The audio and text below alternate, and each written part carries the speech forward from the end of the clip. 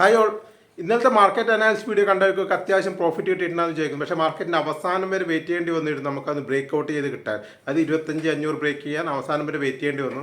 അത് പെട്ടെന്ന് തന്നെ പ്രോഫിറ്റ് ബുക്ക് ചെയ്യേണ്ടി വന്നത്. എത്ര ആൾക്കാർക്ക് കിട്ടി എന്നുള്ളത് അറിയില്ല. കിട്ടിയവരൊന്ന് കമൻറ്റ് ചെയ്യാം.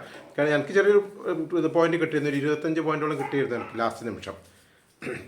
പിന്നെ എൻ്റെ വീക്ക്ലി പൊസിഷൻ എന്ന് പറയുന്നത് ഞാൻ ഏതായാലും ഇന്നലെ പറഞ്ഞിരുന്നു ഞാൻ എക്സിറ്റ് ആവുന്നുള്ളത്. ഇന്ന് എക്സിറ്റ് ആവും, നാളത്തേക്ക് ഞാൻ ക്യാരി ഫോർവേഡ് ചെയ്യുന്നില്ല. ഇന്ന് തന്നെ വീക്ക്ലി പൊസിഷൻ എക്സിറ്റ് ആവുന്നുള്ളത്. ഉച്ചക്ക് തന്നെ എക്സിറ്റ് ആയിരുന്നു, അത്യാവശ്യം നല്ലൊരു പ്രോഫിറ്റിൽ വീക്ക്ലി പൊസിഷൻ ഞാൻ എക്സിറ്റ് ആയിരുന്നു.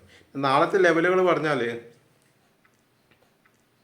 ഇന്നലത്തെ അതേ ലെവലുകൾ തന്നെയാണ് നാളെ വരുന്നത്. പക്ഷേ അത് ഉപയോഗിക്കുന്ന രീതിക്ക് ചെറിയൊരു മാറ്റമുണ്ട്. അതായത് ഇന്ന് മാർക്കറ്റ് ക്ലോസ് ചെയ്തില്ലേ, ആ ക്ലോസ് ചെയ്ത് ആ റേഞ്ചിൽ തന്നെയാണ് മാർക്കറ്റ് ഓപ്പൺ ചെയ്യുന്നതെങ്കിൽ 25,500 വീണ്ടും വന്നിട്ട് ഒരു സപ്പോർട്ട് എടുത്ത് മുകളിലേക്ക് പോകാൻ സാധ്യതയുണ്ട്.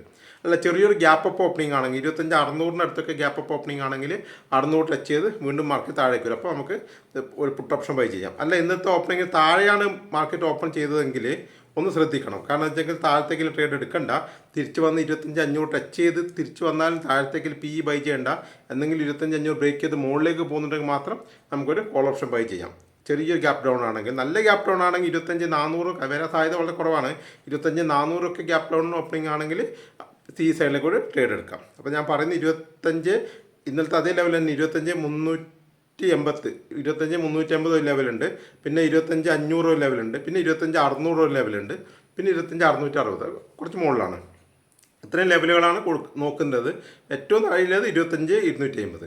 ഈ ലെവലുകളാണ് നോക്കേണ്ടത്. സൈഡിൽ ചാർട്ട് കൊടുക്കുക, നിങ്ങൾക്ക് നോക്കിയാൽ മനസ്സിലാവും. ഈ ലെവലുകൾ നോക്കി ട്രേഡ് ചെയ്യുക. ഏകദേശം ആ ലെവലിന് ഗ്യാപ്പ് അപ്പ് ഓപ്പണിംഗ് ആണെങ്കിൽ മാത്രം നിങ്ങൾ ഒന്ന് ശ്രദ്ധിക്കണം. എന്താ വെച്ചെങ്കിൽ അവിടുന്ന് 25,600 അടുത്തൊക്കെ ആണെങ്കിൽ 600 ജസ്റ്റ് ഒന്ന് താഴേക്ക് വരാനുള്ള സാധ്യതയുണ്ട്. പിന്നെ ഗ്യാപ്പ് ഡൗൺ ഓപ്പണിംഗ് ആണെങ്കിൽ പി സൈഡിലേക്ക് ട്രേഡ് എടുക്കണ്ട, ഒന്ന് വെയിറ്റ് ചെയ്ത് നിൽക്കുക. ചിലപ്പോൾ അതേപോലെ തന്നെ കൺസോൾട്ടേഷൻ ആവാൻ സാധ്യതയുണ്ട്. അതായത് 25,500 25,400 ഇടയിൽ വീണ്ടും ഒരു കൺസോൾട്ടേഷൻ വരാൻ സാധ്യതയുണ്ട്.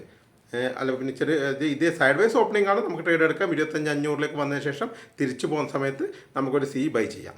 ഓക്കെ, ഇത്രയും ട്രേഡുകളാണ് ഞാൻ നാളെ പ്ലാൻ ചെയ്യുന്നത്. നോക്കാം നമുക്ക് എങ്ങനെ മാർക്കറ്റ് വർക്ക് ചെയ്യുന്നുള്ളത്. ഓക്കെ.